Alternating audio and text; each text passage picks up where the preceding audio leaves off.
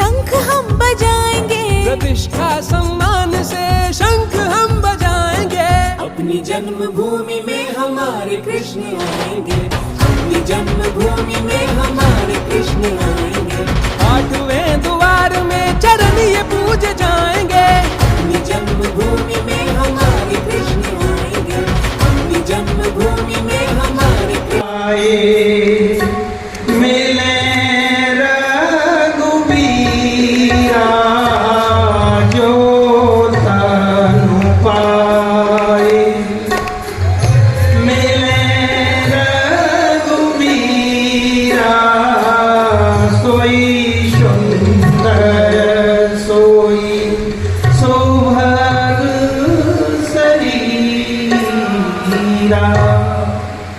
गोस्वामी जी कहते हैं कि वही सुंदर शरीर है, वही सुंदर रूप है, वही सुंदर जीवन है जिसमें आपको प्रभु प्राप्ति हो जाए।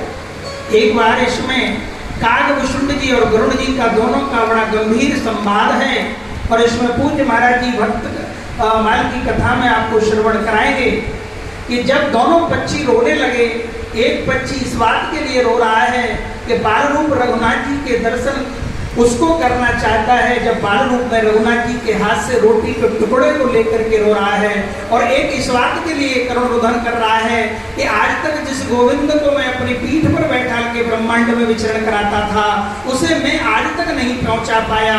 इन दोनों के दृश्यों को देखकर भगवान शंकर जी हंस रूप में रो रहे हैं, और जैसे ही हंस रूप में रोने का भाव उत्पन्न हुआ अपने इष्ट के प्रति, तो जो जल में जो एक बूंद गिरी अश्रुपात की वो मोती के रूप में बन गई।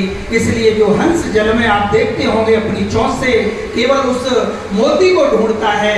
इसलिए इस प्रसंग का भाव ये शिक्षा लेनी चाहिए कि पूज्य गुरुदेवों के, संतों के, महापुरुषों के, विद्वानों के चरणों में बैठ के उस मोती को ढूंढने का आप लोग प्रयत्न कर रहे हैं। ज्यादा न कहते हुए अपनी वाणी को 27 नवंबर को एक बहुत बड़ा हमारे आदरणीय कुंवर राजा महेंद्र प्रताप सिंह जी जो श्री कृष्ण जन्मभूमि का जो आंदोलन आज अदालत के माध्यम से आप सब सनातनियों को जो विजयश्री का और बहुत सारे लोग जो जिसमें लगे हुए हैं, 27 नवंबर को पूज्य गुरुदेव के सानिध्य में बहुत बड़ा एक वृंदावन की पवित्र धराधाम पर एक आयोजन होने जा रहा है धर्म संसद के रूप में, जिसमें आप सब सादर आमंत्रित हैं।